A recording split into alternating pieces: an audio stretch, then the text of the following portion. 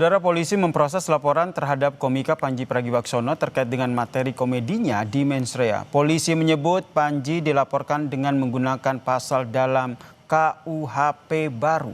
Lantas bagaimana kita melihat proses hukum terhadap komika Panji Pragiwaksono ini? Kita bahas bersama dengan penasihat ahli Kapolri, Pak Arianto Sutadi, dan juga Ketua PBHI, Julius Ibrani. Selamat petang semuanya. Selamat petang. Selamat petang. Terima kasih. Saya ke Pak Arianto dulu. Pak Arianto, kalau kita lihat nih banyak pihak yang juga menyebutkan bahwa sebenarnya tidak bisa gitu diproses kasusnya Panji Pragiwaksono ini dengan KUHP baru. Kalau menurut Anda ini nanti langkah yang diambil polisi seperti apa? Kalau saya, ya polisi pasti menerima laporan polisi, kemudian akan melakukan penyelidikan.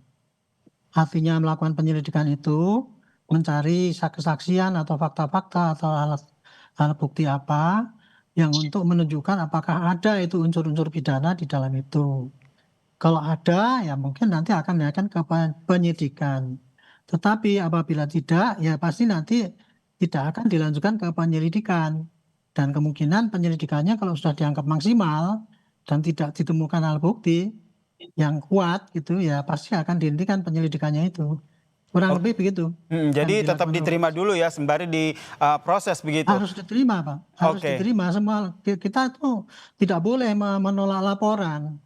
Orang yang merasa dirinya itu tertekan ataupun merasa terganggu, itu hak daripada setiap orang untuk melaporkan pada aparat negara gitu. Nah, tinggal negara itu nanti kan memproses apakah ini memang tindak pidana atau bukan, apakah ini hanya sebagai gejolak-gejolak di masyarakat yang merupakan dinamika daripada masyarakat yang masih bisa ditolerir gitu. Nah, itu ranahnya pada penyelidikan itu, Pak. Nah, karena ini undang-undang baru ya, ini memang pasti menimbulkan beda-beda penafsiran kan. Nah, ini menurut saya ini merupakan ujian juga.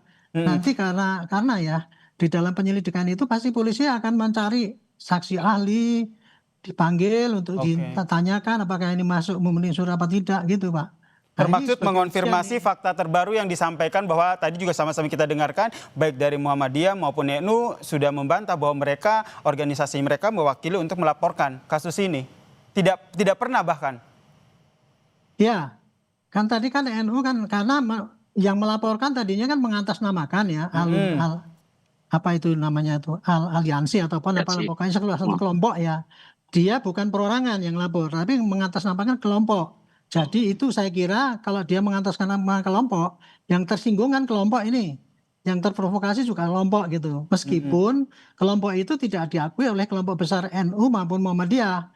Tetapi sekarang negara kita kan negara bebas itu ya. Kita mau 2 orang, 3 orang bikin aliansi ya banyak. Tapi polisi tetap mempertimbangkan legal standing dari pelapor ini? Saya kira ya polisi hanya akan menampung saja, Pak. Hanya akan menampung ya. Dia ini berapa orang, 1 orang mengatasnamakan gitu ya. Nah, ini mengatasnamakan kelompok ini nanti polisi juga akan tanya pada saksi ahli. Pak, penafsiran itu bukan polisi sendiri yang menafsirkan gitu. Kurang lebih begitu, Pak, objektivitas daripada polisi di dalam menanggapi laporan itu. Baik, saya ke Bang Julius. Layak nggak polisi menerima laporan seperti ini? Ataupun melanjutkan memproses laporan ini? Ya, jadi gini ya, Sir. Kalau pertanyaannya apakah polisi menerima laporan, ya memang sudah kewajiban itu ada di undang-undang menerima laporan. Cuma memaknai menerima laporan ini untuk menindaklanjuti lebih jauh tentu tidak. Kenapa? Kalau dengan demikian polisi sedang melanggar konstitusi sendiri sekaligus melanggar hak konstitusional.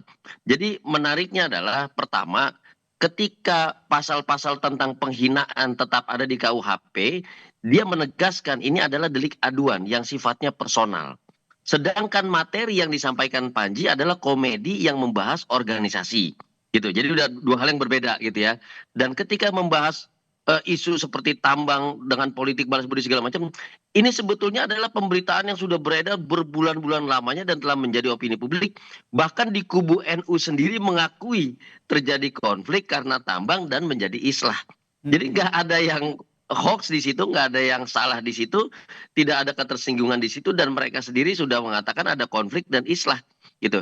Nah, kalau untuk penanganan lebih lanjut, kami pikir satu tadi pertanyaan Yasir soal legal standing atau kedudukan hukum daripada para pelapor itu tentu itu sangat-sangat tidak tepat karena si pelapor bukan pihak yang dapat mewakili keorganisasian dari NU itu sendiri, itu satu. Yang kedua, materinya Panji tidak mengenai personal yang memiliki kedudukan hukum untuk mewakili. Apakah itu Rois Amnya NU, apakah itu ketua pengurus besar NU-nya, kan bukan. Artinya memang secara legal standing tidak dapat ditindaklanjuti, tidak dapat diperiksa lebih lanjut. Kalau saya lebih menarik begini, apakah kemudian nanti akan ada penyelidikan atau tidak terkait dengan laporan yang disampaikan? Oke, itu satu hal memang tanggung jawab juga dengan polisi.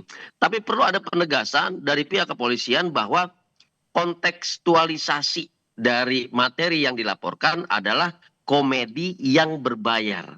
Jadi sebetulnya itu bukan sebuah syiar kebencian, bukan sebuah syiar persekusi, yang memang komedi, bahkan untuk mendengarkan itu aja orang yang hadir harus bayar gitu loh. Jadi ini sebuah hal yang memang ranahnya jauh daripada kalau kita sebut politik penghinaan kelembagaan, syiar dan persekusi untuk menjelek-jelekkan seseorang sehingga atau lembaga, sehingga lembaga ini menjadi hancur kredibilitasnya, martabatnya. Itu kontekstualisasinya tidak ada di situ.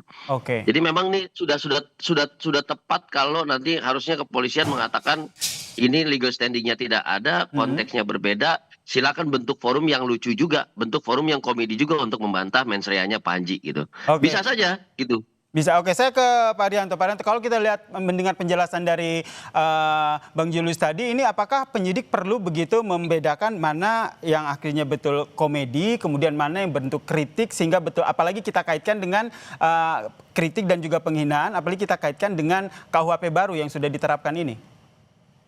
Tugas penyidik itu tidak akan sampai kepada ini membedakan apakah ini komedi atau bukan. Tapi tugas penyidik itu adalah merekam apa perbuatan yang dilaporkan oleh pelapor itu sehingga dia merasa tersinggung ataupun terhina ataupun apa itu. Jadi semua perbuatan yang dilaporkan itu pasti nanti akan direkam itu, Pak. Misalkan rekamannya apa saja itu. Kemudian dari bukti-bukti yang ada itu, polisi pasti akan tanyakan pada para ahli, Pak. Nah ini Pak, buktinya seperti ini kayak gini. Apakah ini termasuk di dalam ini apa enggak? Apakah ini masuk legal standing apa tidak? Intinya polisi tidak bisa memutuskan sendiri Pak dalam hal ini, bahwa polisi itu ini kurang, tidak ada legal standingnya, kemudian buktinya tidak ada unsur pidana. Itu bukan polisinya menentukan Pak, tapi saksi ahli, karena sekarang ini yang dipakai di pembuktian di pengadilan sana tidak cukup hanya keterangan saksi saja.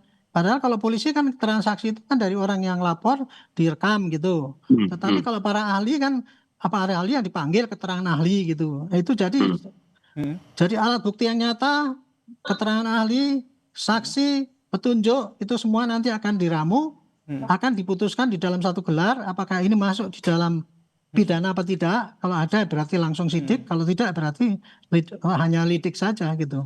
Oke, kalau dari Bang Julius gitu, sendiri melihatnya seperti apa? Ahli-ahli yang nantinya akan dimintai keterangan oleh polisi ini harus seperti apa sehingga bisa benar-benar mendudukan perkara, membedakan antara konten komedi dengan penghinaan? Jadi begini, jadi dalam konsep penyelidikan itu, sebelum dia menentukan apakah ini peristiwa pidana atau tidak, tentukan dia menentukan materinya. Menentukan materinya itu peristiwanya. Yang artinya dia harus lihat ini peristiwa konteksnya apa. Saya kasih contoh peristiwa Laras lah, Laras Faisati gitu ya. Laras kemudian disangkakan sekarang didakwa terkait dengan apa sih syiar untuk melakukan persekusi, penghasutan dan segala macam. Sama-sama dia melihat itu kontekstualisasinya ketika sedang ada demo. Laras menyatakan demikian meskipun tidak ada relasi kuasa untuk menyatakan Laras memberikan komando. Nah dalam hal ini kita mau bilang konteks itu adalah bahan untuk menentukan peristiwa ini peristiwa pidana atau bukan. Dalam konsep hak asasi manusia juga dikatakan bahwa ada paling enggak ada 2 koridor nih. Ini yang memang syiar biasa, yang mana hateful speech ya atau syiar kebencian, yang mana hate crime.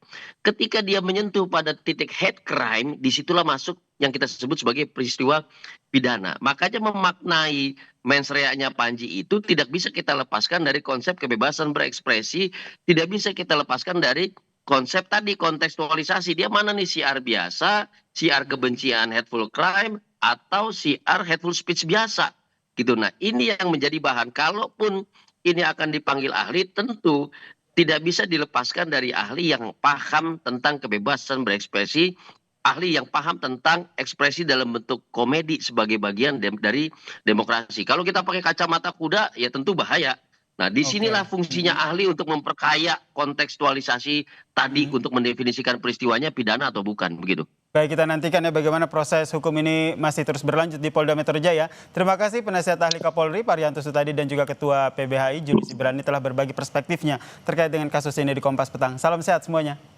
Terima kasih. Salam, Yasir, terima kasih.